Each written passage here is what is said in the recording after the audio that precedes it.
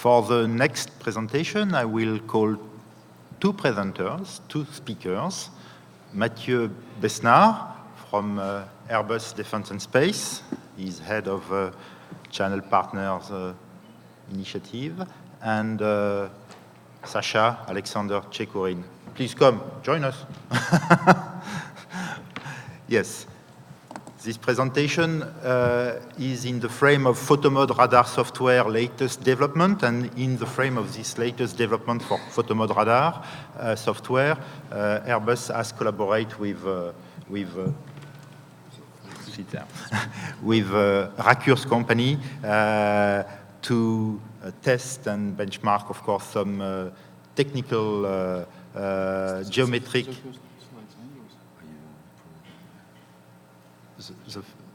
to test some TerraSAR and TerraSAR-X SAR satellite data for geometric and radiometric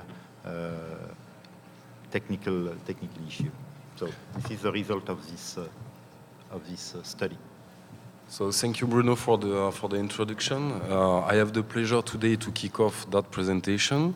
So on my side, I will briefly introduce what are the key capabilities of our radar satellites. And then Aleksandr, with this technical background, will introduce the detailed technical results of a survey that was led using TerraSAR-X data as an input processed by the PHOTOMOD software. So on my side, I will only focus on what are the critical capabilities of our radar satellites. I mean, we've seen with the Ilya presentation and Elena presentation that we are moving more and more in an information services industry, which is great because we have lots of data and archive. So I want you to understand how our radar satellites can bring information that cannot be derived from optical imagery. So my goal is really to raise the awareness on what are the critical capabilities. Remainder, so we are operating two X-band radar satellites, so TerraSAR-X and TandemX. As of now, they are operated as a closed formation to produce WorldM, which is a global elevation model. So they operate as a closed formation for the time being. It may change in the coming years. These satellites are acquiring data with 5 imaging modes. I will elaborate more in the coming slides. We are the only one in the place to provide 25 centimeter data. So it's already a reality. 25 centimeter radar data is available on the market through Airbus.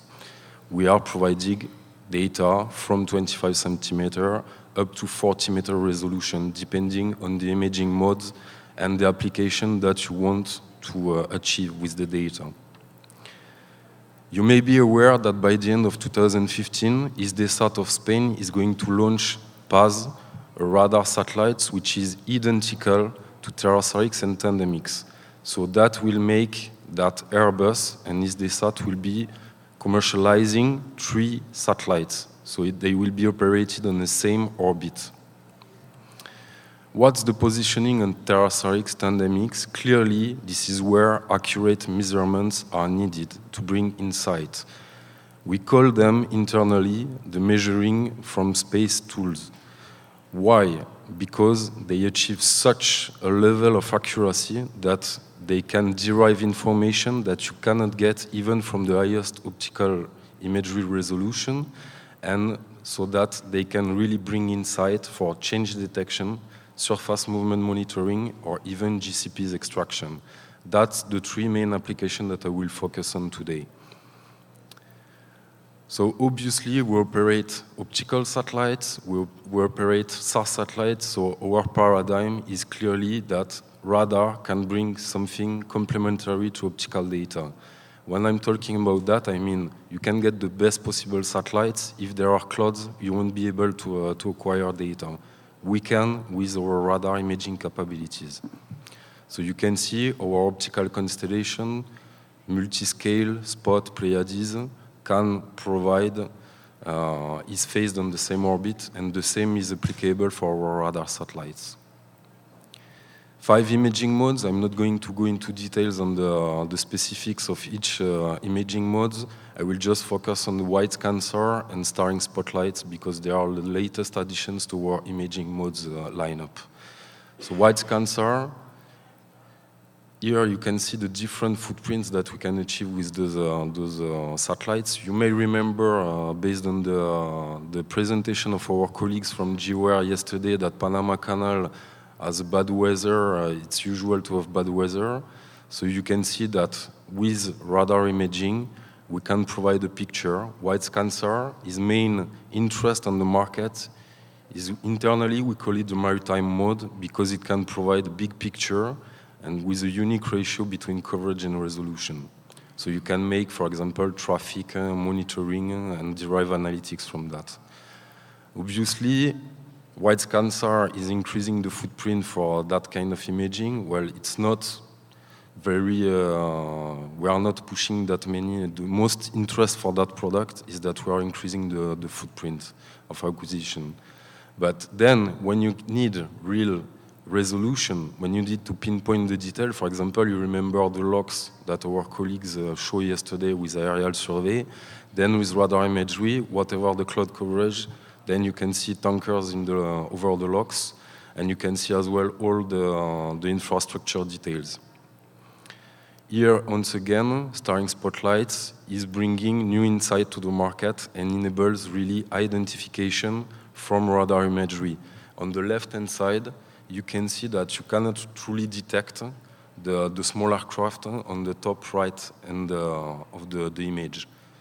With the 25 centimeter imagery, we can clearly derive the measure of the wingspan, the length, and so on. Once again, imaging modes are right, but the thing is what you are going to do with it and how you can derive information that cannot be provided by competition or to meet your most demanding applications. So I'm going to start with just a few slides, 2 slides in fact, to what's the value of radar. It's for really our satellites, the accuracy is recognized by the US National Geospatial Agency, so which is kind of authoritative reference for that kind of accuracy test, that we can bring something that is unrivaled on the market. EGOS with their radar constellation cannot bring that, MDA neither.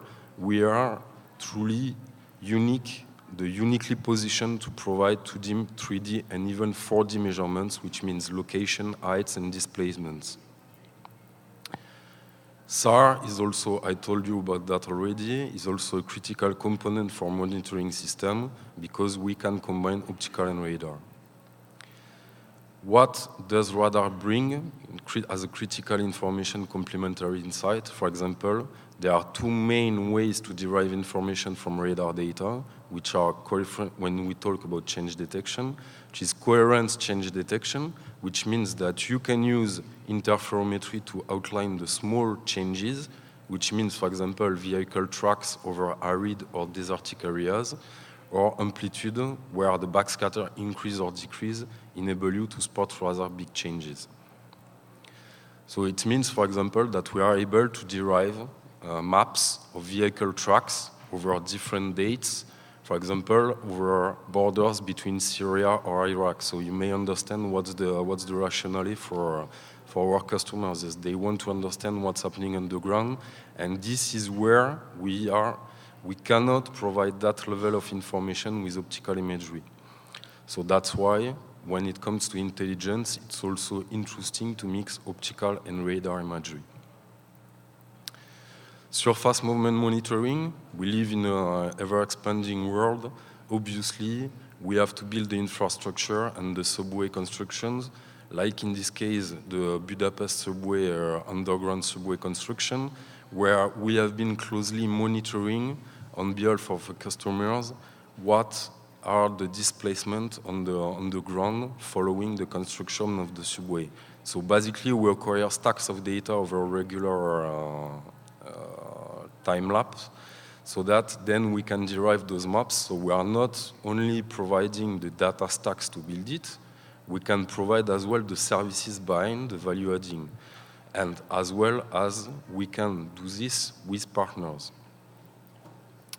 So you've seen that for underground construction, as well airport construction site monitoring, where customers, an airport operator in Japan, wants to make sure that his team, when they are building the new runway, they are safely working.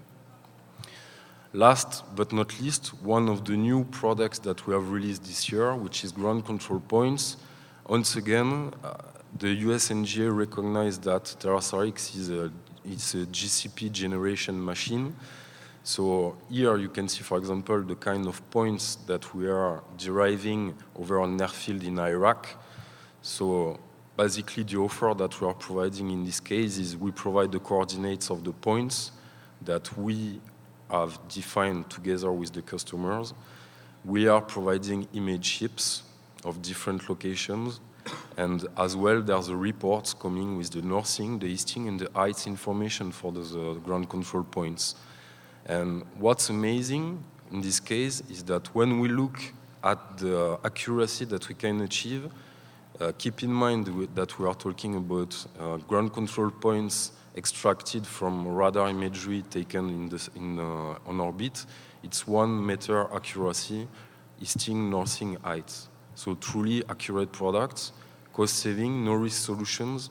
When you have to extract GCPs over risky areas, like can be the case for oil and gas companies operating in the Middle East or some area of Africa, you can see that we can provide the well pad information, the location, X, Y, and Z, and then we see that the customer has verified against accurate ground truth measurements, and he recognizes that they achieve precisions, makes it cost-effective for them to use that kind of ground control points. So once again, my introduction of Aleksandr's presentation is just to remind you that we have accurate satellites who provide accurate measurement capabilities recognized by demanding customers, private sector, institutional sector. They provide complementary insights to optical imagery, and those products are available only through Airbus Defence and Space partners in Russia or Latin America. So with this, I'm done. Thank you very much, Matthieu. We reserve the questions for after the presentation of Aleksandr.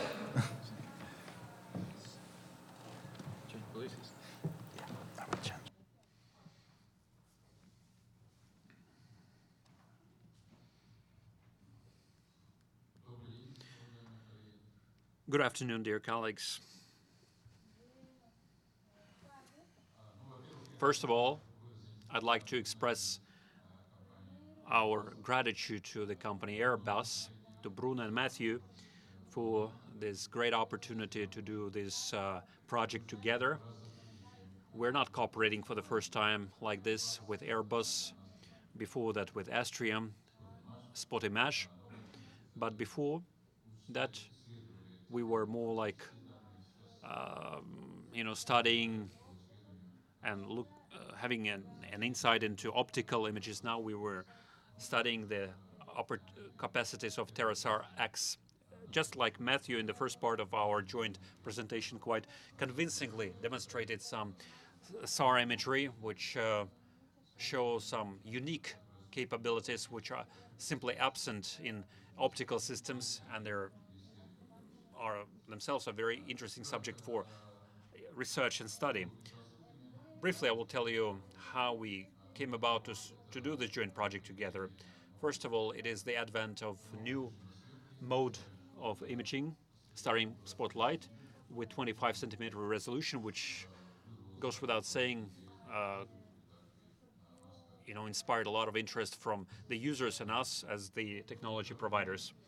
And secondly, at the moment Roscosmos has built a new testing ground to study the characteristics of radar imagery with angle reflectors, without which this study of SAR imagery is impossible. I will briefly tell you that what we came up with, and then I will illustrate or visualize it by my slides.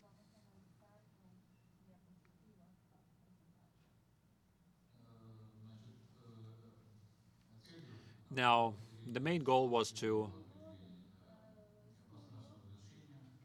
identify the spatial resolution, to confirm the 25 centimeter resolution and some radiometric characteristics of TerraSAR-X images. As a result, I can tell you that the 25 centimeter resolution was indeed confirmed. This resolution is shown by the TerraSAR-X images, but only in one azimuth direction, to be honest. Also, we studied radiometrical parameters of the images. Unfortunately, we couldn't find in their specifications the original design parameters, but based on our experience, we came to a conclusion that such parameters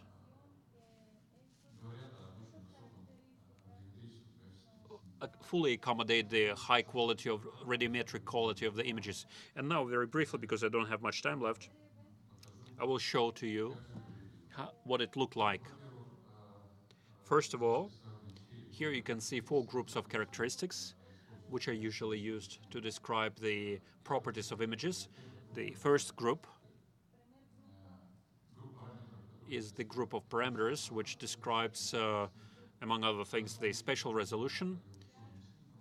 This applies to SAR images, and this group is called characteristics of impulse response. And next, coordinate measuring characteristics, which determine the image measurement properties and the accuracy of image key elements. Radiometric characteristics related to the capability of RSD system to reproduce the radiometric properties of objects. And finally, general system characteristics, which determine the capability of RSD space system in collect information. And now the main component of our work was the testing ground. The testing ground is the group of angle reflectors or corner reflectors, which are located in a particular space. The planar the surface, the better, actually, because we'll be studying only corner reflectors. We use about 25 of them. We made 2 mirrors. One of them is highlighted by yellow, which shows the spatial mirror, which showed the spatial resolution, and the purple line had reflectors for radiometric mirror to identify radiometric characteristics. That's what this testing ground looked like, this Pilovaisky district of Volgograd region. And you can see some of the TerraSAR-X acquired as a result of the work overlaid on the optical image. And the red color showed the testing ground with the corner reflectors. That's what these reflectors look like. It's obvious that they have different sizes. There are some big ones. Some of them, most of them, have special rotational mechanisms which can do some angular rotation, because it's better when during the image acquisition they were oriented towards the satellite. And a number of other photos of these reflectors. At the bottom you can see how they were placed during the image acquisition. I will not speak more about these characteristics. These are the specs of these reflectors. You can see decibel and square meterage. And the second column here shows that the sizes or dimensions of this angular or corner reflectors were ranging from 3 meters to 30 centimeters. That's how these reflectors were positioned. To your left, you can see them during the acquisition, and to your right, you can see one of the images where all these reflectors are marked. We did the flight plan because the actual acquisition, during the acquisition, all the reflectors should see the satellite. 3 images were acquired. 2 of them were in starring spotlight super high resolution and 2 in simple high resolution spotlight mode. Here you can see a fragment of one of the images where you can see all the corner reflectors. All of them were captured within one frame, meaning that the flight plan was developed correctly.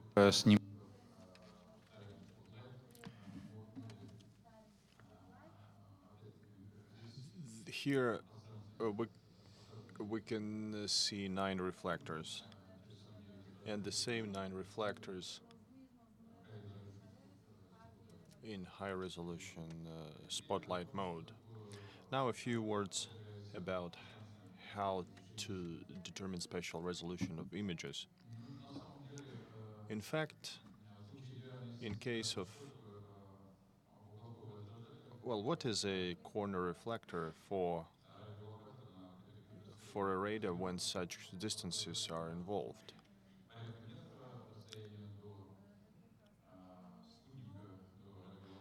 The distance to radar is hundreds of thousands of meters.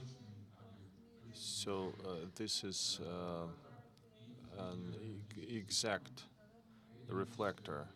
So in case of an ideal system, perfect system, we should have obtained a dot or a point to represent this corner reflector. But due to wave nature of electromagnetic waves, we receive a kind of a blot instead of a point. So the if there are 2 closely located blots at a certain point, we will not be able to detect them separately.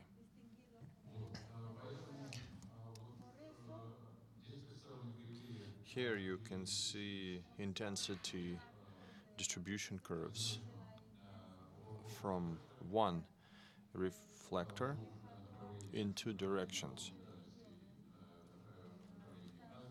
In azimuth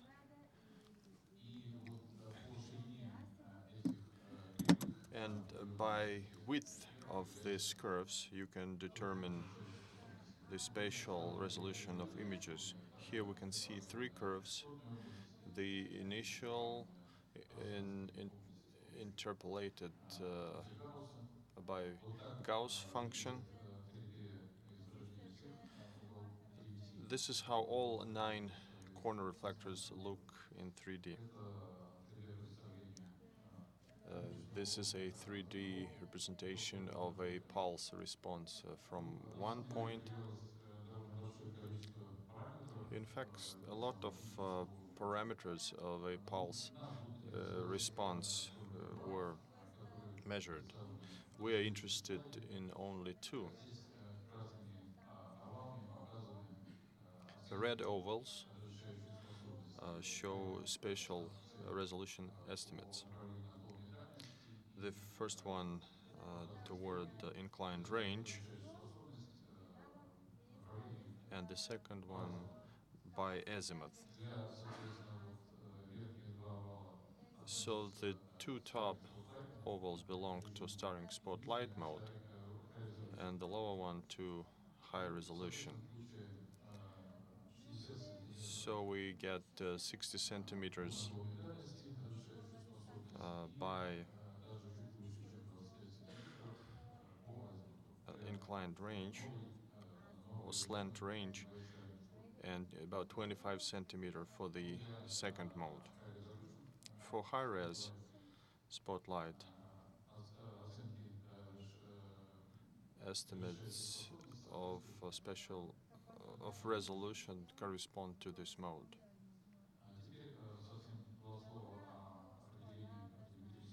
Now a few words about radiometric characteristics of images. There were a lot of them involved, but I will talk about one. It's radiometric linearity. The idea here is that if you double the power of source, then on a pro-rata basis, the area, the power of the signal received must also increase by 2, must double.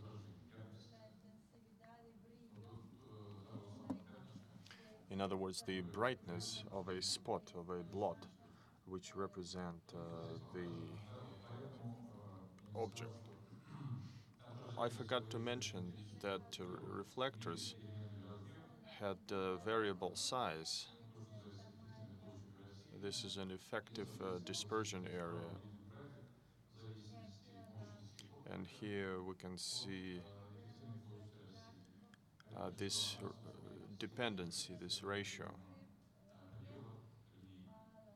Up to a certain limit it's linear, but then there is a saturation effect, which is characteristic of such equipment. But this point doesn't happen until 35 decibels.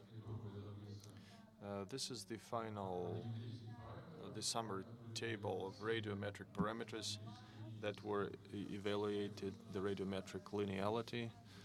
It's close to 1, which is a sign of good quality of images. Also radiometric errors, resolution, noise equivalent were evaluated, but these things are less obvious and don't have time to talk about it in more detail, so I will now proceed to findings and conclusions. Measurements of pulse response characteristics confirm the claimed spatial resolution of 25 centimeter by azimuth, and measurements of radiometric parameters that we identified show that radiometric quality of TerraSAR-X imagery is quite high, even though they were not officially declared by Airbus company. That's all I wanted and could add to a wonderful presentation by Matthieu. If you have any questions, together we will answer them. Thank you for your attention. Very much, Aleksandr, for these very precise and demonstrative results. If you have any questions, we still have one additional presentation, so we will be short in time. Okay. Thank you very much.